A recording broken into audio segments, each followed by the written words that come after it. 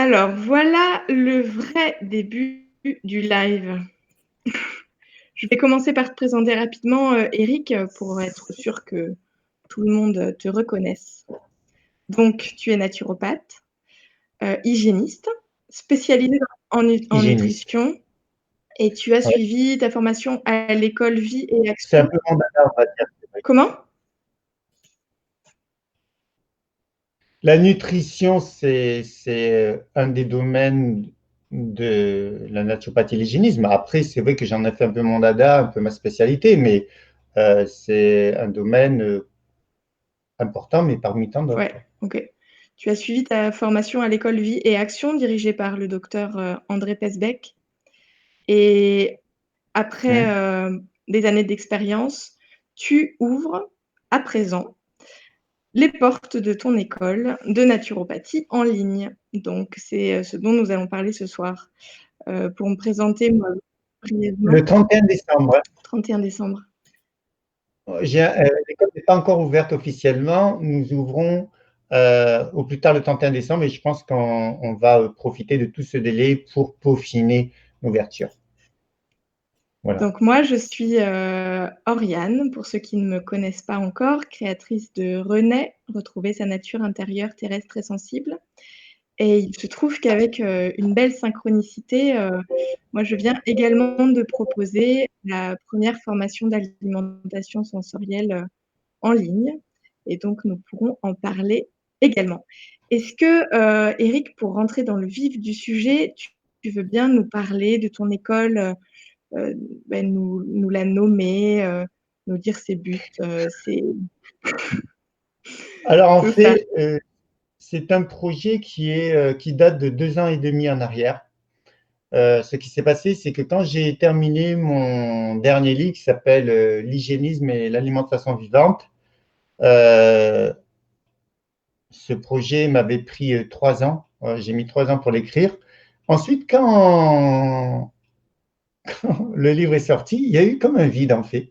C'est-à-dire que j'étais tellement en tension avec l'écriture qu'il y a eu une période comme ça où j'avais pas le sentiment de plus rien voir faire, mais de plus avoir de but. Et moi, je suis quelqu'un qui a besoin d'avoir des buts quotidiens, constants. Et alors, il y avait déjà cette prise de conscience. Et ensuite, en parallèle, il y a plusieurs personnes qui, au même moment, m'ont demandé si je pouvais leur faire une formation à titre personnel. Alors, j'ai dit oui à une personne. Ensuite, j'ai dit oui à 2 personnes. Et puis après, je me suis dit, mais deux, trois, donc autant créer une école. Et l'idée est née tout naturellement de ce constat. Donc, ce projet date de 2 ans et demi en arrière et l'ouverture de l'école officiellement va se faire dans quelques jours puisque je me suis mis comme date butoir le 31 décembre. Ça pourra se faire le 28, le 29, le 31 ou le 30 ou le 31. Toujours est-il que ce projet maintenant s'achève, mais c'est le début, ça va être le début d'une, comment dire, d'une super expérience, d'une super aventure, parce que créer une école, bon, cette école, je la crée après 27 ans d'expérience, ça fait 27 ans que je suis dans le métier, j'ai écrit 9 livres, et au bout de ce laps de temps, j'ai accumulé une certaine expérience. Et puis, c'est vrai que quand on accumule du savoir et de l'expérience, ça nous démange un peu. On a envie de le transmettre. Alors, j'avais déjà des moyens de le transmettre puisque je faisais des conférences, j'ai fait un peu de télé, un peu de radio, j'ai écrit pour différentes revues, j'ai écrit des livres, bon, ça je l'ai déjà dit. Je fais des vidéos de manière régulière sur YouTube. Et il me restait plus, grosso modo, qu'à créer une école, parce que l'école, c'est un projet vraiment, c'est tout ce que j'ai fait important dans ma vie professionnelle, mais créer une école, évidemment, que c'est pas mineur comme projet, dans le sens que euh, je vais avoir la responsabilité de former des naturopathes hygiénistes. Et un peu, c'est un peu l'idée des Jeux Olympiques où on transmet une flamme, on transmet un savoir et une expérience. Et évidemment que pour moi, ça a énormément de sens. Mmh. En plus de ça, j'ai une idée très claire de ce que je souhaite comme école. Je souhaite comme école une école qui soit… Alors, justement, ce matin, j'étais en train de préparer, puisque je travaille avec mon informaticienne, j'étais en train de préparer des… Comment on appelle ça? Des petits modules où sur un site, en fait, on explique très rapidement ce que c'est l'école, le projet, la philosophie, ceci, cela. Donc, en fait, du coup, j'avais tout ça en tête tout à l'heure, puisque j'ai passé ma journée à travailler sur ça. Et la philosophie de l'école, c'est évidemment former des naturopathes hygiénistes. Alors, cette école intéressera le grand public, peut intéresser un public très varié. Elle peut intéresser les personnes lambda. Il n'y a rien de péjoratif à lambda, c'est-à-dire une Qui ne personne souhaitent tout pas se simplement… personnaliser, Voilà, se une professionnaliser. personne qui souhaite tout simplement, qui est intéressée par la naturopathie et l'hygiénisme et qui souhaite en faire son métier, parce que là, il s'agit d'une formation certifiante et avec un cursus tout à fait complet. Et donc, cette formation va se dérouler en e-learning, c'est-à-dire à distance, mais par les outils informatiques d'aujourd'hui. C'est-à-dire qu'avant, à l'époque, il y a 10-15 ans, quand on parlait d'une formation à distance, comme j'ai fait d'ailleurs avec VIA Action pour une partie, on recevait des documents par la poste, on faisait les travaux, on les retournait. Évidemment que ça n'a rien à voir avec les techniques d'aujourd'hui où, certes, il y a une interface qui est l'ordinateur, mais on peut faire des vidéos, on peut faire des visioconférences, on peut faire des Skype, il y a une interaction et il y a un relief qui n'existait pas à l'époque, il y a 15 ou 20 ans en arrière. Donc aujourd'hui, la technologie d'Internet et du monde des conférences, visioconférences et enfin, toutes les technologies qui se sont développées, tant sur le plan technique, les performances des caméras qui permettent d'avoir une image très nette, et puis la rapidité de transmission des informations fait que on bénéficie aujourd'hui d'écoles comment dire, à distance, mais qui sont incomparables avec ce qui pouvait être proposé il y a 20 ans en arrière. Alors, donc, pour faire court, ça sera une école qui présentera l'ensemble des matières que l'on peut trouver dans une école en présentiel, parce que très souvent, les gens ont tendance à comparer les écoles en présentiel avec celles en e-learning et soi-disant que les écoles en présentiel seraient de meilleure qualité, ceci, cela. Des fois, il y a des petites guerres de chapelle comme ça qui, à mon avis, ne sont pas justifiées dans le sens que le contenu d'une formation peut être de très bonne qualité ou de mauvaise qualité, qu'elle soit en e-learning ou qu'elle soit en présentiel. Le moyen de transmission de l'information ne préjuge pas de la qualité des cours. Ensuite, on reprochait éventuellement aux écoles en e-learning, c'est qu'il y avait moins de contact physique avec les personnes. Alors ça, on peut tout à fait le corriger, d'une part parce que moi j'ai prévu, comme beaucoup d'écoles en e-learning, qu'il y aura un certain nombre d'heures en présentiel, ce qui fait que je verrai physiquement les personnes, on pourra réellement discuter, échanger, et puis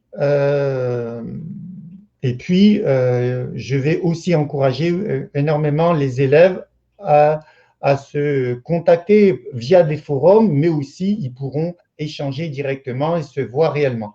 Donc, en fait, on essaye de gommer le plus possible les petits inconvénients qui pourraient être générés par ce genre de transmission d'informations qui est la formation en e-learning et qui concrètement n'existeront plus vraiment concrètement. En tout cas, il n'y aura pas d'impact sur la formation.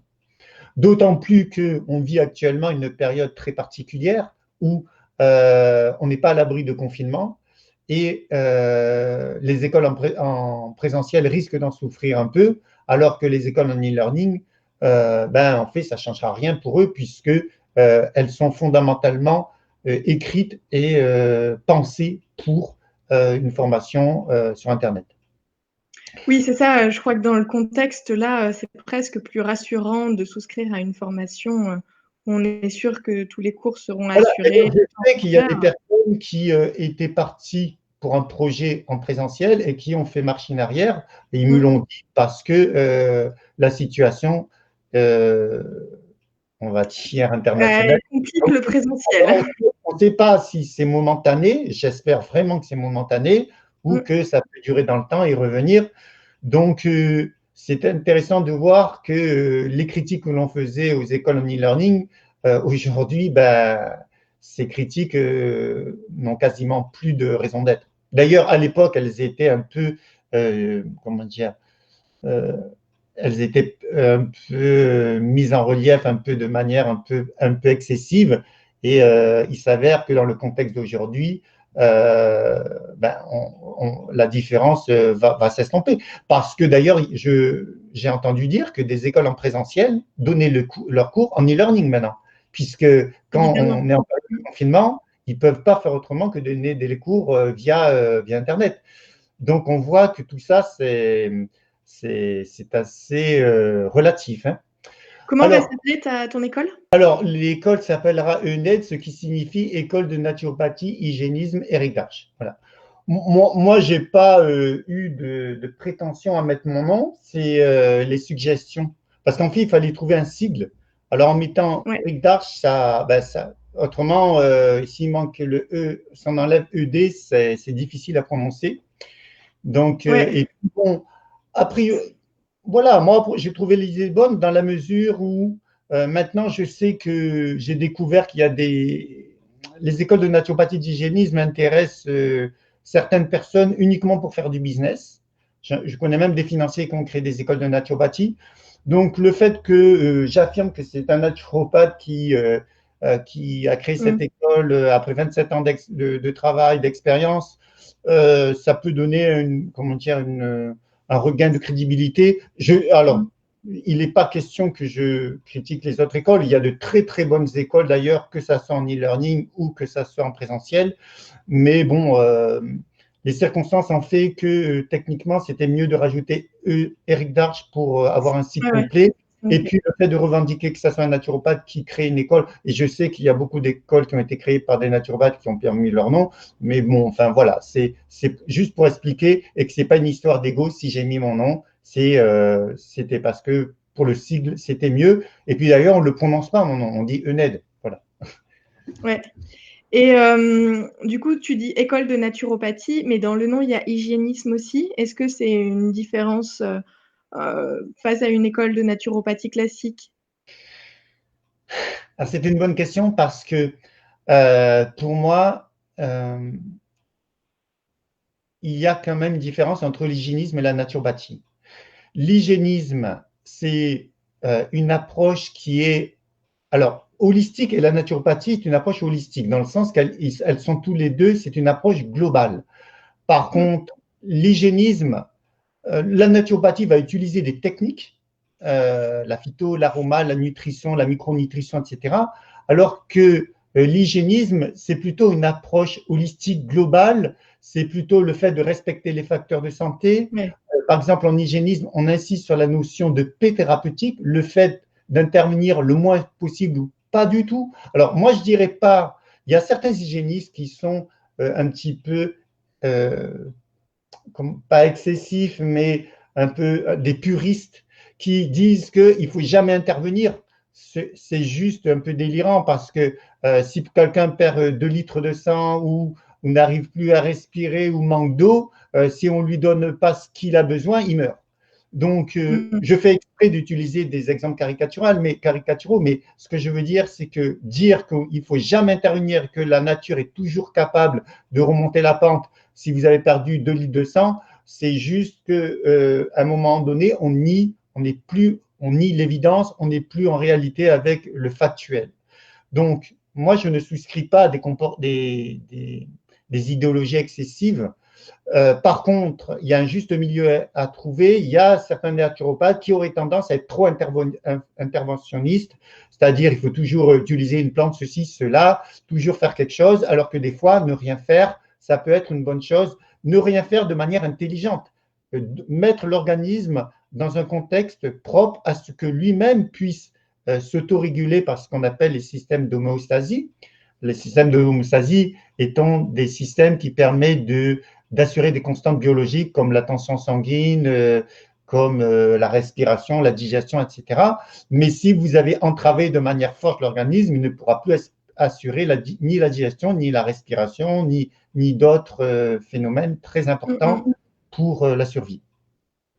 Donc, en fait, c'est un équilibre entre les deux. L'hygiénisme a plutôt une approche holistique, comme la naturopathie, mais va plutôt favoriser le respect des facteurs de santé. Et on considère que si on respecte les facteurs de santé de manière harmonieuse, on a beaucoup moins besoin d'intervenir ou d'intervenir le moins possible lorsqu'on a des troubles de santé.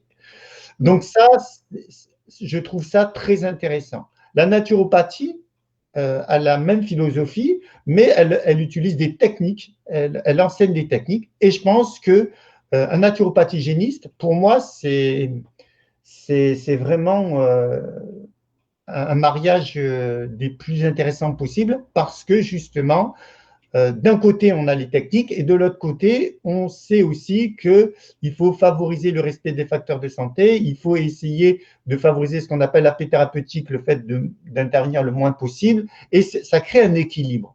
Et je ne dis pas que si on est uniquement naturopathe, ça pose un problème, mais d'avoir ça dans sa conscience, c'est pas plus mal, surtout quand on voit qu'il y a des déviances, des naturopathes qui auraient tendance à être beaucoup trop interventionnistes et à ne plus tenir compte du terrain, plus tenir compte de l'unité des organes entre eux, de savoir que l'organisme c'est un ensemble et que dès qu'on commence à toucher, à intervenir dans une certaine direction, ça peut occasionner des problèmes à distance. Et c'est bien d'avoir cette vue globale et c'est ça qui m'intéresse. Donc un naturopathe, pour moi, c'est le must. C'est pas une critique pour les écoles qui proposent uniquement la naturopathie. Je pense qu'on peut être un très bon naturopathe et puis avoir eu dans sa formation, sans dire les choses clairement, qu'une approche holistique. Pour moi, c'est tout à fait conciliable. Donc là, pour dans moi, ton école… J'annonce la couleur. J'étais un naturopathe hygiéniste, donc je souhaite former des naturopathes hygiénistes. C'est tout. Donc là, dans ta formation, il y aura des cours de naturopathie et des cours d'hygiénisme. Ou ce sera une naturopathie teintée d'hygiénisme. On ne peut pas dire ça comme ça, parce qu'on a l'impression que les deux vont s'opposer. Il y aura un cours sur l'hygiénisme, il y aura un cours sur la naturopathie, mais en réalité, quand on parle d'hygiénisme et de naturopathie, on parle de deux choses qui sont très, très similaires et voisins. Alors, si vous discutez avec certains hygiénistes, ils vous diront oh, non, un naturopathe et la naturopathie et l'hygiénisme, c'est deux choses différentes.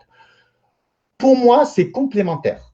Ce n'est pas exactement la même chose, c'est complémentaire. Et c'est parce que c'est complémentaire que je souhaite l'enseigner dans mon école. Ouais.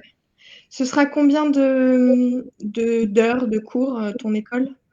Alors, le cursus, normalement, officiellement, c'est 1200 heures, si je ne me trompe pas. Moi, je serais un peu plus de 1000, je crois, on est à 1300, 1400. Mais bon, on sera à peu près au nombre d'heures qu'on considère minimum pour une formation. En sachant que après 1200 heures ou 1400 heures de formation, certes, on peut avoir une certification, mais un naturopathe, c'est quelqu'un qui s'exerce constamment et il y a vraiment une qualité qui est inhérente à un naturopathe, c'est quelqu'un qui doit être autodidacte. Une formation, ça ne suffit pas, il soit un naturopathe, un étudiant naturopathe hygiéniste doit s'investir, doit faire des recherches, doit expérimenter. Ce n'est pas juste être capable de répondre à un QCM à la fin de l'année pour avoir le diplôme. Et en fait, c'est pour ça que dans l'examen final, il y a beaucoup d'écoles qui ont recours au QCM et ensuite ils l'associent à ce qu'on appelle un mémoire.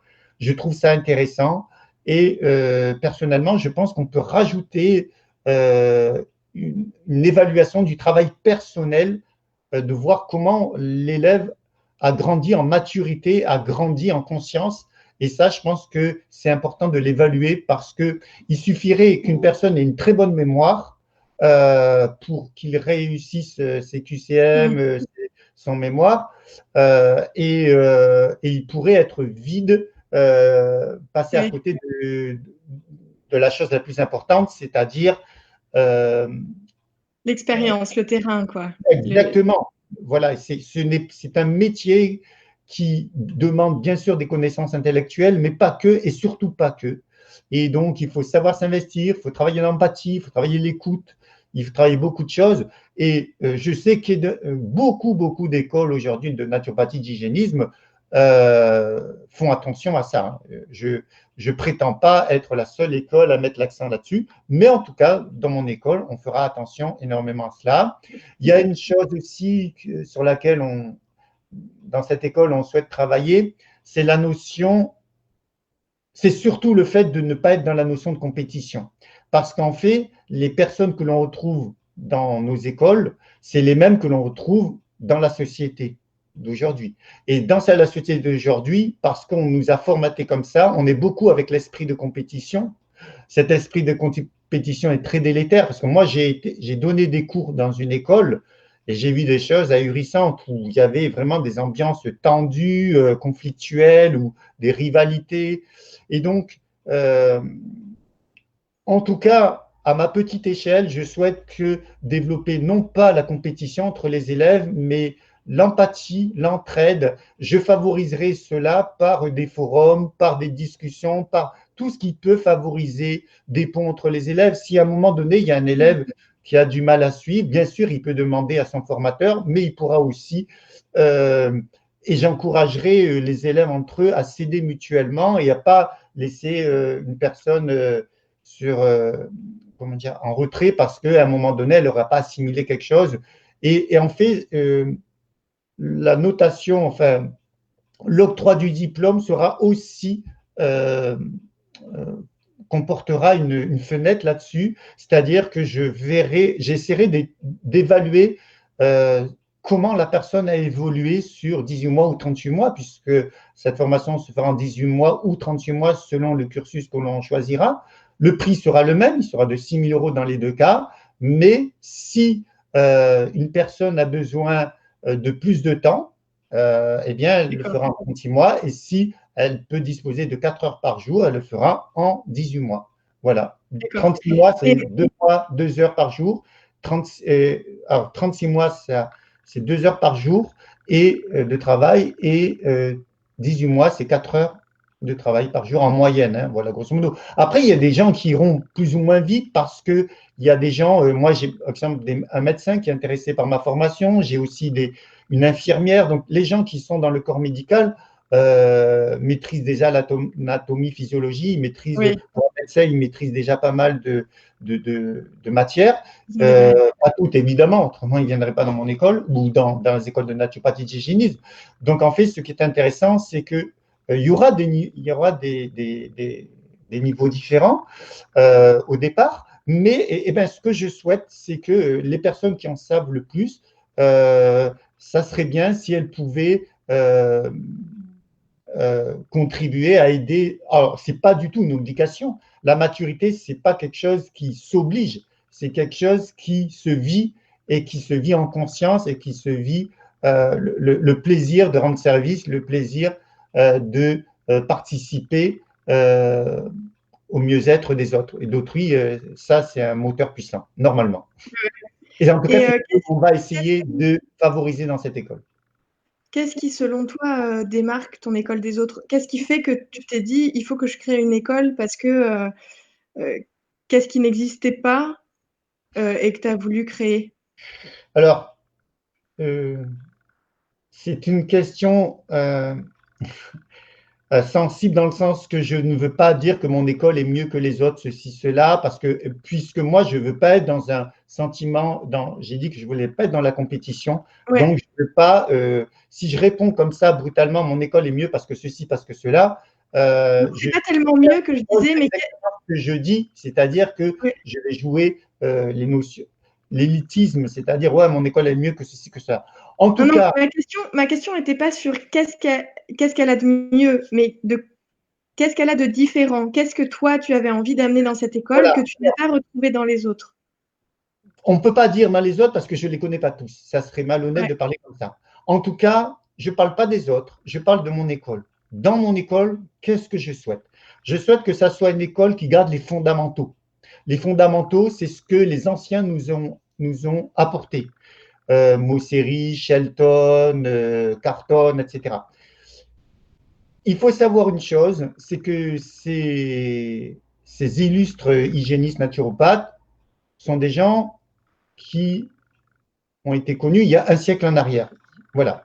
Et donc, il faut savoir que même s'ils ils ont permis à la naturopathie et à l'hygiénisme d'avancer à grands pas, ils ne maîtrisaient pas toutes les connaissances scientifiques que l'on maîtrise aujourd'hui. Et donc, il y a eu des petites erreurs qui ont été faites. Et malheureusement, on retrouve ces erreurs un siècle après dans certaines écoles. Donc, moi, je pense que la naturopathie et l'hygiénisme doit être débarrassée de certains dogmes, de certaines erreurs, de certaines approximations ou certaines choses qui sont un peu floues que la science et l'expérience ont pu démontrer. Donc ça, c'est intéressant. Et dans mon école, on s'efforcera justement de dépoussiérer et d'écarter un peu des affirmations péremptoires que l'on retrouve en naturopathie et hygiénisme qui ne sont pas fondées scientifiquement ni expérimentalement. Ensuite, chose importante que je souhaite présent dans mon école, c'est que ça soit une école qui soit en phase avec des recherches scientifiques des plus pertinentes et des plus actualisées possibles. C'est pour ça qu'en l'occurrence, je travaille avec des chercheurs, dont une biologiste, qui m'apportent constamment des connaissances qui me permettent de remettre à jour euh, des connaissances en nutrition, micronutrition surtout, mais dans d'autres matières, mais surtout ces deux matières, puisque moi, je n'ai pas écrit tous les cours. J'ai écrit le cours de naturopathie, d'hygiénisme, de nutrition, de micronutrition, et il me reste à écrire le cours de pathologie, nutrition, pathologie, bon, bref, et avec des protocoles, je crois, hein, c'est l'essentiel. Et puis, j'ai fait aussi un cours sur comment optimiser une consultation pour faciliter, parce que j'ai vu des élèves sortir dans certaines écoles qui avaient du mal à construire une consultation parce qu'on leur avait euh,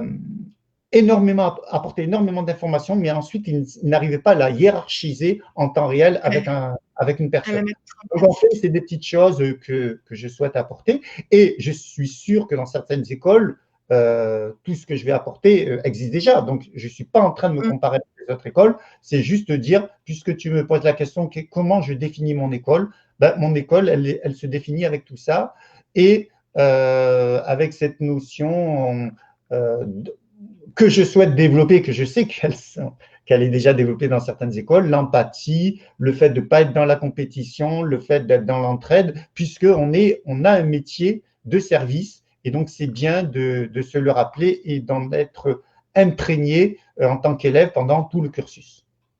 Voilà. OK, merci. Je crois qu'on a fait un bon tour là déjà, on est en live depuis à peu près 40 minutes. D'accord. Hem, Si vous avez des questions, n'hésitez pas.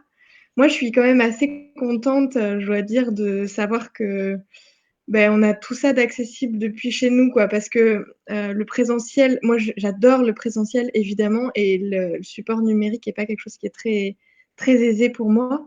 Mais, avec quand même les conjectures sanitaires qu'on me réserve, je trouve ça hyper chouette de pouvoir, réhabiliter et comprendre ce que c'est que la santé depuis chez soi, quoi.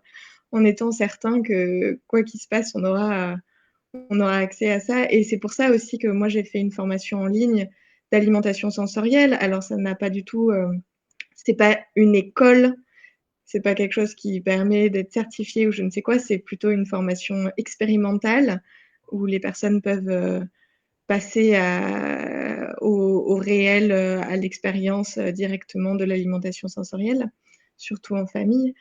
Mais je trouvais ça important de pouvoir donner le savoir à tous azimuts, quoi, si j'ose dire, pouvoir le donner quoi qu'il se passe, quel que soit le contexte, quel que soit l'endroit où sont les personnes. Toi, ton école pourra être suivie par des Néo-Zélandais, si tant est qu'ils parlent français, quoi. Mais d'ailleurs, j'ai une personne en Angleterre, si je ne me trompe pas, qui va s'inscrire. J'en ai une en Belgique, une en Suisse. Donc, on voit bien que grâce à Internet, le monde est devenu un petit village. Et j'ai des gens qui sont peut-être à 50 km de chez moi et puis d'autres à 10 000 ou 20 000 km. C'est ça qui est génial. Ouais. Même de temps en temps, puisque je donne des consultations en tant que naturopathe, ça m'a même arrivé d'avoir des personnes en France, des Françaises ou des Français aux États-Unis, à Miami en Ouais. l'occurrence. Donc ça, c'est génial de se dire, on parle à quelqu'un qui a des dizaines de milliers de kilomètres de soi, comme s'il était juste à côté, quoi. Ouais. Oui, oui, c'est super chouette et ça veut dire que quelqu'un qui voudrait, apprendre, bah, tout ça en étant itinérant ou en voyage ou je ne sais quoi, pourrait le faire aussi, quoi. Et Donc d'ailleurs, c'est je rebondis sur ta remarque parce qu'on m'a demandé si mon école pouvait s'adapter à des gens qui ne pourront jamais venir en France. Alors, au départ, j'étais parti sur un 100% e-learning. Ensuite, j'ai rajouté quelques heures en présentiel, surtout qui vont servir surtout à permettre aux élèves de bien maîtriser la mise en place d'une consultation. Mais pour ceux qui seront à l'étranger, j'ai prévu que exceptionnellement ce suivi se fasse par visioconférence, etc. Donc, pour les gens à l'étranger, je présenterai une école, je proposerai une école 100% e-learning. Et pour les gens en France, c'est un plus, ils auront une partie en présentiel. ouais, Euh, ouais, d'accord. pas énorme, mais une partie en Ouais, présentiel qui nous permettra de nous rencontrer. ouais. OK, merci pour cette, présentation, Et je exhaustive. voulais rebondir juste pour terminer, une notion qui est très importante et que je souhaite développer dans cette école, c'est que j'ai insisté sur le fait que je voudrais que ça soit une formation qui soit la plus scientifique possible, la plus en phase avec les connaissances d'aujourd'hui. Et en même temps, je souhaite aussi que cette école développe quelque chose qui est de plus en plus mis de côté et qui manque à beaucoup de gens. C'est quelque chose de ultra simple, c'est les notions de bon sens. Le bon sens. Avec le bon sens, on éviterait bien des Mmh. décisions chaotiques, comme on le voit, prises par nos dirigeants, etc. Et ce manque de bon sens et de réflexion, d'un minimum de réflexion, ça nous amène vers le chaos. À mon avis, on n'a pas besoin de beaucoup de connaissances pour gérer sa vie. Un peu de connaissances, du bon sens et de la volonté, ça suffirait de s'éviter bien des problèmes dans la vie. Et ça, à mon avis, c'est valable pour tout le monde. Voilà. Et pour rebondir sur ton projet, j'ai discuté avec toi hier, je trouve que c'est une super idée, cette notion de favoriser, puisque toi, tu donnes des cours en rapport avec l'instinctothérapie, le fait de… Toi, tu le définis autrement, tu parles de… C'est pas l'instinctothérapie, L'alimentation sensorielle. voilà. Comment? Alimentation sensorielle.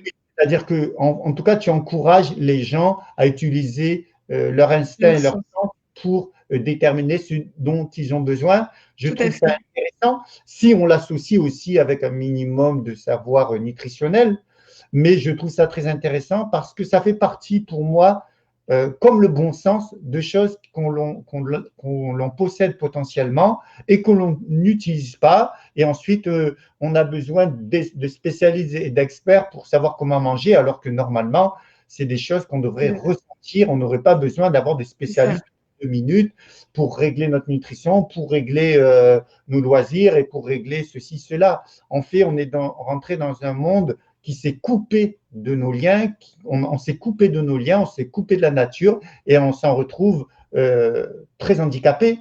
Et le problème, c'est que si les experts se trompent, volontairement ou involontairement, parce que des fois ils se trompent volontairement parce qu'ils sont manipulés et puis des fois ils ont ce qu'on appelle des conflits d'intérêts, on se retrouve à prendre des décisions aberrantes où le bon sens n'est plus respecté tout simplement parce que monsieur un tel ou madame un tel, parce qu'elle a tel diplôme, nous a menés contre le mur. Et ça, je trouve ça Ouais. juste hallucinant. Et dans mon école, je souhaite que les notions de bon sens et comme tu dis, le fait de développer son ressenti, son intuition, son instinct entre guillemets, parce qu'on sait que l'instinct aussi peut être manipulé, eh bien C'est voilà. pour ça que moi je préfère parler de sens parce que c'est derrière instinct, on met un petit peu trop de choses. C'est pour ça que je préfère parler de sens Parce que les sensoriel, ça. voilà, les personnes, on peut très bien aujourd'hui court-circuiter les instincts par il y a ce qu'on appelle des molécules comme le glutamate de monosodium qui provoquent de l'appétit Oui, oui. alors qu'on n'a pas forcément faim. Et donc, on sait qu'avec des molécules euh, neurochimiques, on peut tout à fait modifier certains mécanismes au point que les notions de satiété, d'appétit sont complètement Ouais. court-circuitées. Donc, si Alors, dans l'alimentation sensorielle, en fait, il n'y a pas que cette notion de sens, il y a aussi toute la plage alimentaire, il y a un cadre, etc. Et moi, à l'inverse de toi, si j'ose dire, la formation est très courte à destination des familles et je ouais. l'ai fait justement très courte et pratique, autant théorique que pratique, ce qui permet aux familles de rentrer directement dans l'expérience et de tester dans quelque chose de très souple. J'ai évoqué plutôt la transition alimentaire, donc comment faire pour s'adapter vers aller vers quelque chose de plus en plus sain, de mieux en mieux pour notre corps, tout en restant très adapté à la société et à toutes les contraintes qu'elle nous occasionne. Donc j'ai essayé de faire quelque chose de pragmatique et expérimental, pas au sens novateur, mais plutôt au sens de l'expérience, quoi, vraiment. D'ailleurs, je te Donc, disais hier que l'école que j'ai créée, en fait, va, dans un premier temps, surtout proposer une formation certifiante qui est naturopathe hygiéniste, mais très rapidement, je vais proposer des formations ultra courtes, voire des fois juste une journée ou un week-end, ou des initiations plutôt au grand public. Et une personne comme toi qui peut apporter un plus par rapport à ta spécialité, eh bien, pourra être la bienvenue dans le cadre d'un week-end ou d'une intervention ponctuelle, parce que je ferai d'ailleurs intervenir des intervenants extérieurs pour que le public qui ne veut pas, qui ne souhaite pas une formation comme je propose aujourd'hui, puisse quand même s'intéresser à des petites formations courtes ou juste des initiations euh, dans l'espace d'un week-end ou juste d'un jour, par exemple le dimanche. Est-ce qu'il y a ouais. des questions du Il n'y a pas public? de questions et puis on en est à 50 minutes d'interview. Alors, je vous propose qu'on s'arrête là, sauf si D'accord, vous avez des questions de dernière minute. pas de questions. Ok, Je laisse quelques secondes si vous avez des questions, mais autrement, je vous propose qu'on s'arrête là. La d'accord, vidéo sera revisionnable. Je te donnerai le lien, je la mettrai sur YouTube aussi si vous voulez plutôt utiliser ce support-là. Et puis, comme toujours, vous pouvez écrire les questions pour ceux qui regardent en replay sous la vidéo parce que je serai certainement en mesure d'y répondre ou Eric pourra le faire. Il n'y a toujours pas de questions, donc je pense qu'on peut s'arrêter là. ok. Je te remercie. Je te Et remercie puis, beaucoup. dans quelques jours, on ouvrira les portes virtuelles de ton école. D'accord, ok. Je D'accord. te D'ailleurs, souhaite une on va bonne reprendre soirée. contact. En discutant avec toi, d'un coup, je me dis que le 31 décembre, si je l'ouvre, eh ben, si tu as quelques minutes, on pourra assurer un live en direct juste pour souhaiter la bienvenue à cette école et à tous les élèves qui vont s'inscrire. On pourra voir ça, ouais. J'ai pas encore mon programme. Moi, je suis un peu, c'est un peu compliqué pour moi de prévoir à l'avance. Ouais, je sais. Je ne sais pas encore ce que je ferai le 31 décembre, mais Ouais, c'est vrai on que c'est garde, un particulier, j'avais oublié. C'est on vrai. verra ça. En tout cas, un grand Bon, en tout merci. cas, je vous remercie de nous avoir écoutés et puis je vous souhaite à tous une bonne soirée. Merci, moi aussi. À bientôt.